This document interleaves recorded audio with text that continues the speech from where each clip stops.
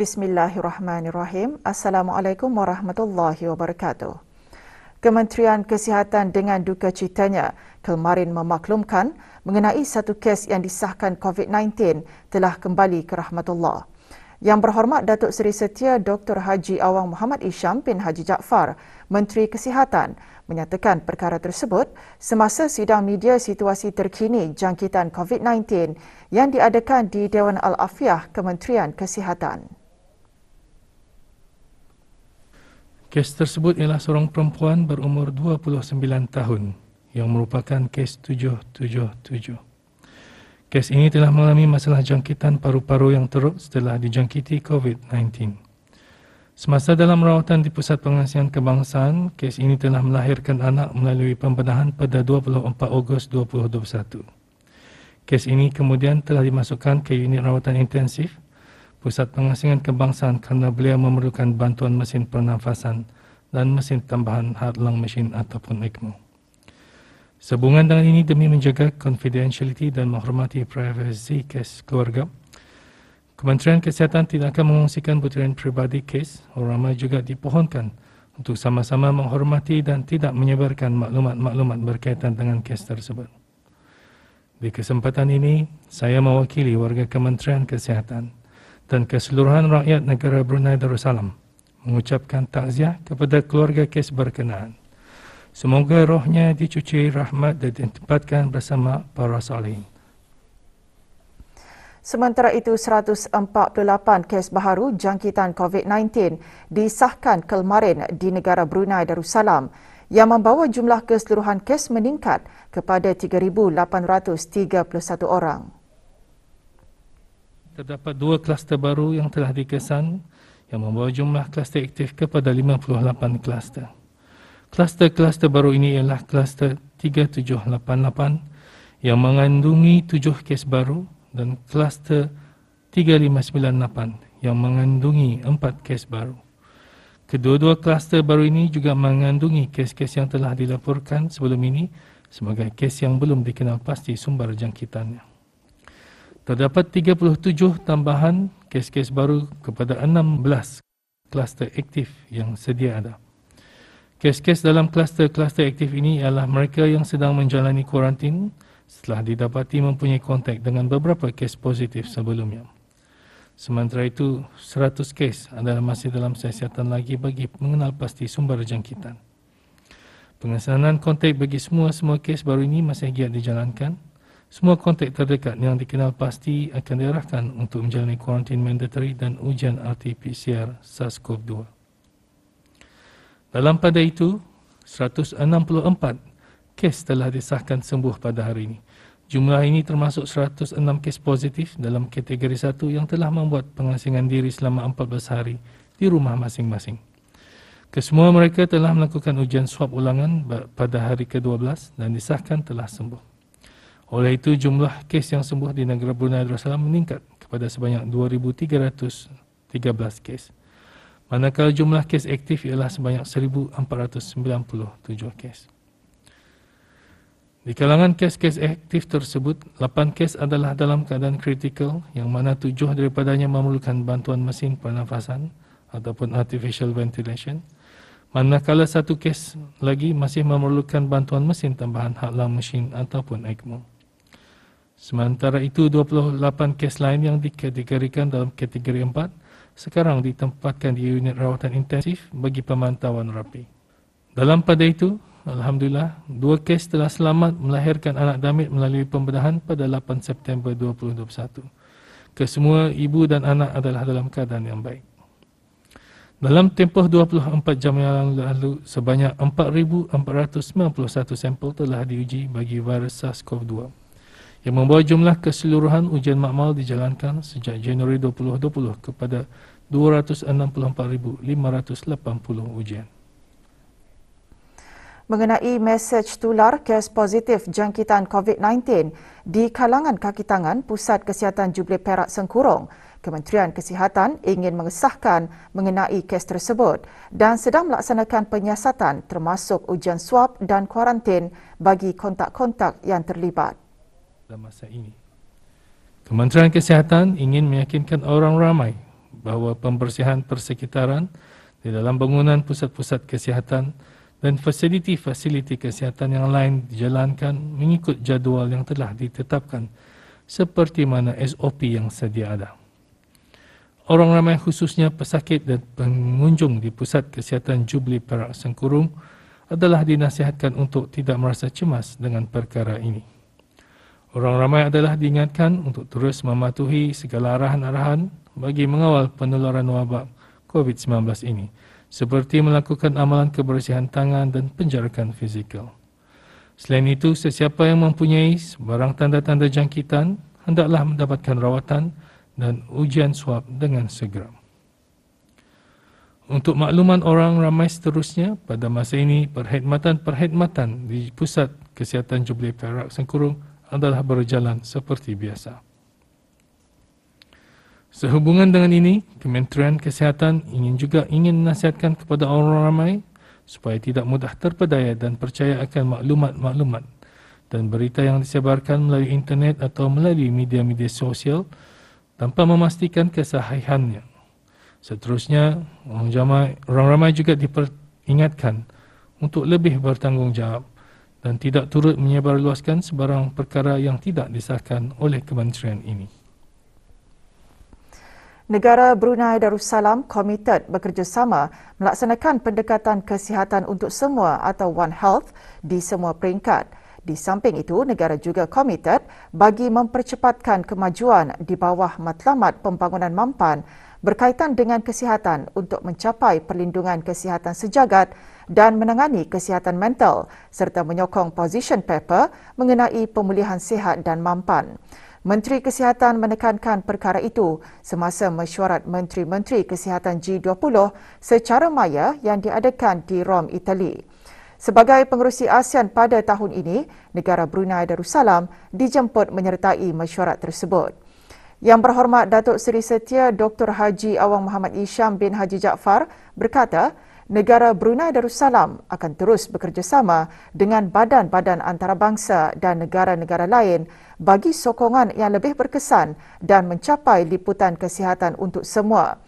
Mesyuarat selama 2 hari itu turut dihadiri oleh para Menteri Kesihatan dan wakil dari anggota G20, negara-negara jemputan, NGO dan pertubuhan tidak berkeuntungan. Menteri Kesihatan dalam ucapannya turut menggariskan cabaran kesihatan khususnya mengenai penyakit tidak berjangkit termasuk kesihatan mental yang kekal menjadi sebahagian keutamaan kesihatan ASEAN di bawah agenda pembangunan kesihatan pasca 2015 ASEAN. Menurut Menteri Kesihatan, sebagai sebahagian komitmen negara Brunei Darussalam di ASEAN, negara turut menggalakkan kerjasama serantau mengenai kesihatan mental dan telah mencadangkan 2 dokumen mengenai kerjasama kesihatan mental dalam kalangan remaja dan kanak-kanak dan kenyataan pemimpin Sidang Kemuncak Asia Timur mengenai kesihatan mental. Menteri Kesihatan seterusnya berkata, negara-negara anggota ASEAN telah bersatu padu dan bertindak balas secara kolektif terhadap krisis COVID-19. Justru negara Brunei Darussalam menyeru masyarakat antarabangsa untuk meningkatkan usaha bagi membina daya tahan dengan mengukuhkan kolaborasi di semua sektor. Semasa mesyuarat tersebut, deklarasi Menteri Kesihatan G20 diluluskan yang menggalakkan kerjasama pelbagai hala yang kukuh serta meningkatkan lagi usaha bersama untuk memerangi pandemik dan menyokong pemulihan akibat COVID-19.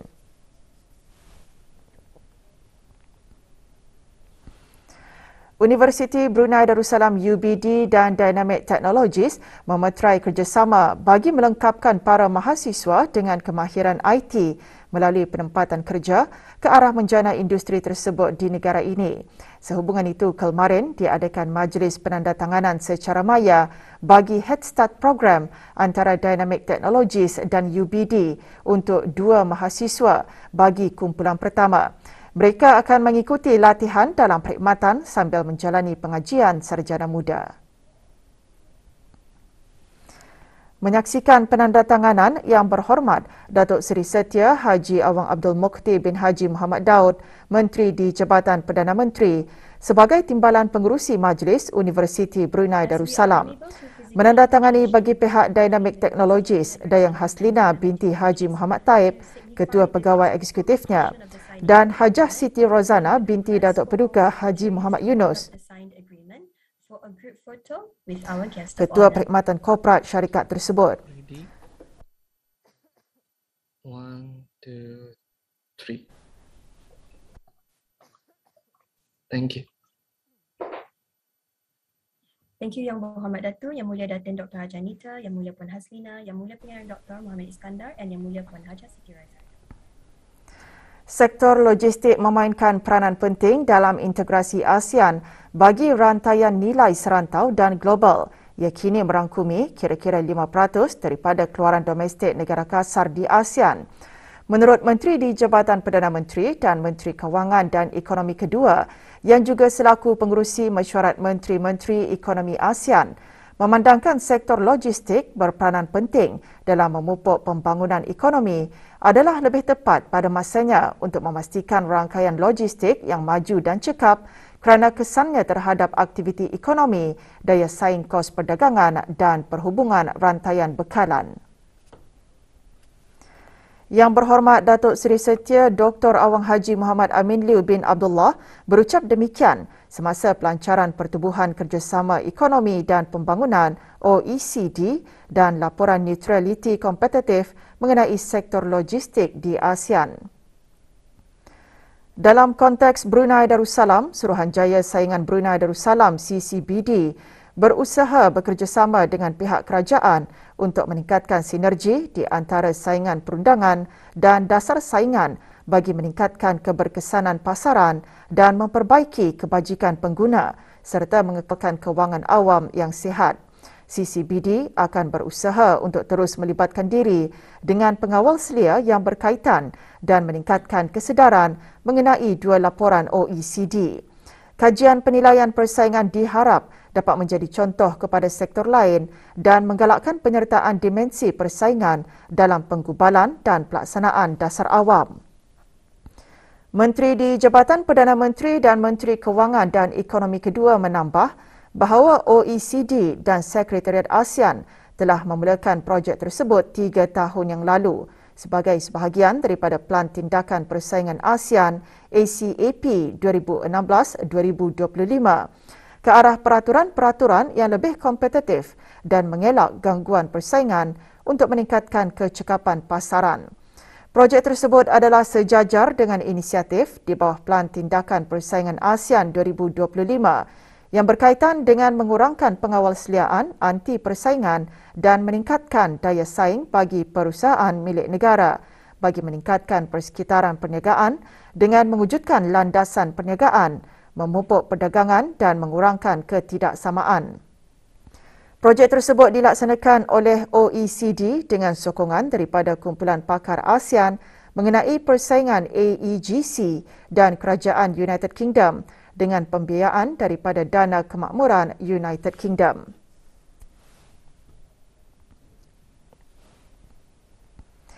Orang ramai dikehendaki memakai sungkup muka pada setiap masa, terutama sekali apabila berada di dalam bangunan, di tempat awam dan sesak. Sesiapa yang gagal mematuhi arahan pemakaian sungkup muka boleh dikenakan denda RM100 di bawah Akta Penyakit Berjangkit. Kita ikuti promo ini.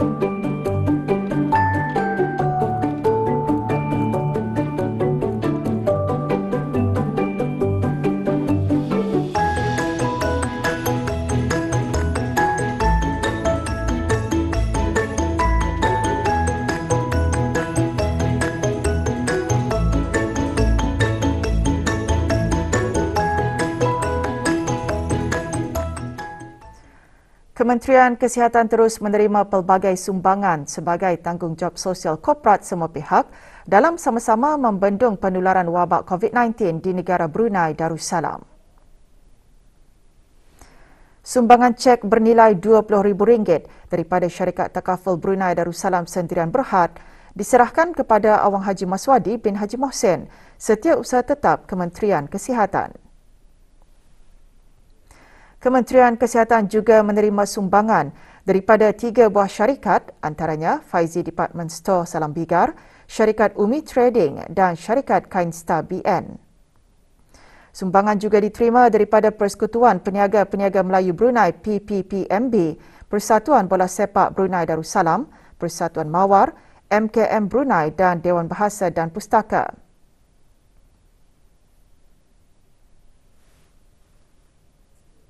Sumbangan diterima termasuk daripada orang ramai. Orang ramai yang ingin membuat sumbangan, hubungi MOH Emergency Operation Centre melalui talian 7295712 pada waktu bekerja.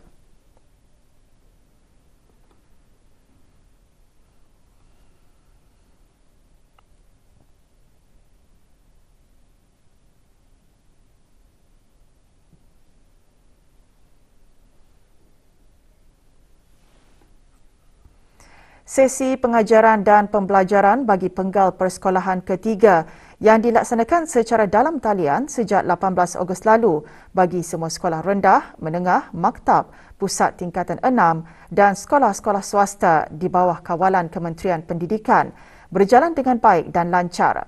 Para pemimpin sekolah dan guru mengambil langkah proaktif bagi memastikan tiada pelajar yang tercicir dalam mengikuti pembelajaran. Ia sejajar dengan matlamat kerajaan untuk melahirkan generasi cemerlang dan berakhlak. Berikutan penularan wabak COVID-19, pemimpin-pemimpin sekolah membuat perancangan rapi bagi membantu para guru mencapai pengajaran yang efisien. Kehadiran guru dan pelajar bagi setiap sesi pengajaran dan jadual pengajaran dipantau melalui medium komunikasi. Di samping itu, Business Continuity Plan BCP sekolah juga sentiasa dikemaskini. Kehadiran guru dan pelajar bagi setiap sesi pengajaran adalah dipantau melalui laporan ataupun kemaskini melalui grup WhatsApp yang telah disediakan bagi setiap kelas. Penuntut-penuntut tidak hadir atau tidak dapat mengikuti pembelajaran atas sebab-sebab tertentu seperti masalah internet connection atau tidak mempunyai devices yang diperlukan dapat diketahui oleh pengetua dan timbalan-timbalan pengetua. Professional development akan diadakan sekali seminggu untuk membantu guru-guru yang masih mempunyai masalah penggunaan aplikasi dalam talian. Di samping itu, guru-guru memberikan link pengajaran kepada pihak academic team agar memudahkan saya dan academic team mengikuti perkembangan pengajaran guru dalam talian. Dalam memastikan sesi pengajaran dan pembelajaran secara maya berjalan dengan lancar, guru-guru mengambil pelbagai inisiatif walaupun dalam keadaan yang mencabar.